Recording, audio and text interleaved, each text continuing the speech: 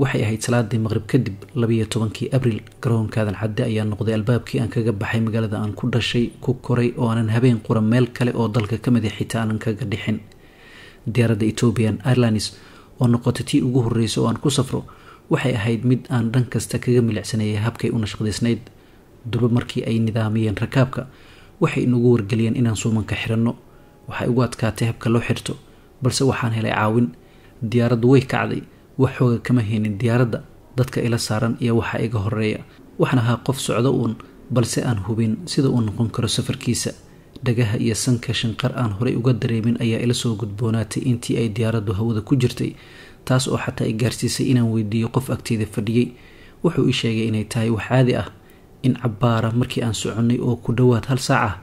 waxay indhahaygu qabteen gabdho dharkii ka duwan markii aan diyaaradda soo raacayay gashan oo raashin iyo cabitaan qaybis bilaabay markii ay qaybinta isoo gaartay ayaan mooday inay meesha ku iibinayaan balse waxaa la ii sheegay in lacagtii aan bixiyay ay ku jirto sidaas ayaan si kaga qaatay markii ay caga dhigatay Addis Ababa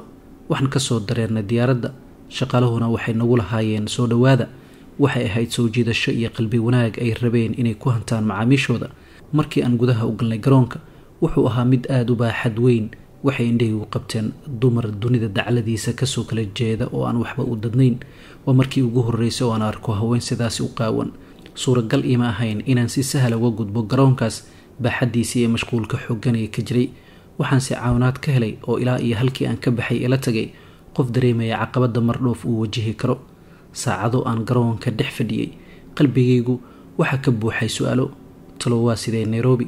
maxay kaga duwan tahay xamar sidee bay noqon doontaa habeenkii ugu horreeyay ee aan Muqdisho ka maqnaado markii ay afkayga ka sii dhamaanaysay waxaana lagu wargeliyay in diyaaraddu diyaar tahay saf ayaan galnay hubin kadibna waxaan gudaha u galnay diyaaradda oo u kici dintay halkii safarkaygu ku ekaa diyaaraddu markii ay dhulka taabatay Nairobi waxay ahayd xilli saqdhexa ah waxaan ka degnay diyaaradda hubin kadib waxaan raacay gaari halkaasi ugu diyaarsanaa roob yar ayaa da'ayay waxay indhaygu qabanayeen dhismayaal leh daaqado dhaldhalaalaya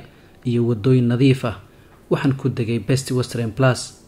hotel si wanaagsan loo nashqadeeyay qolka markaan galay ma seexan durbadiiba saacad kadib ayaan laday hurdo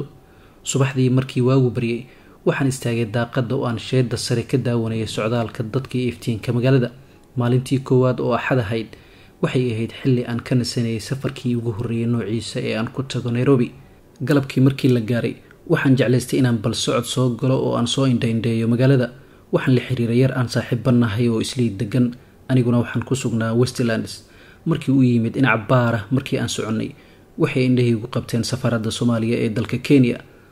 socdaalkii ayaan sii wadanay geeda cagaaran oo hareeraha wadooyinka safan dhismooyin leh qaab casri ah oo indhaha soo jiita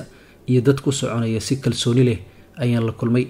waxay siisay dareen ah in nolosha ay leedahay wajiyo kale oo ay jirto nolol kale oo suuragal ah haddii fursad la helo nabaddu waa tiirka ugu weyn ee horumarka jiritaanka bulsho kasta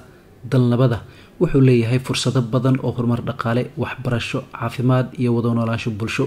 dadka ku nool meel nabada sida Kenya waxay helaan nolol degan shaqooyin fiican iyo fursado horumarineed nabadda sidoo kale waxay xoojisaa kalsoonida shacabka iyo xiriirka wanaagsan ee ka dhaxeeya marka la waayo nabad waxaa iman kara burbur barakac saboolnimo iyo colaad aan dhammaad lahayn waana tan ilaa iyo qaran jabkii aan ku noolnahay ujeedka socdaalkayga wuxuu ku saabsanaa shir warbaahinta looga hadlayay oo ka dhacay dalkaasi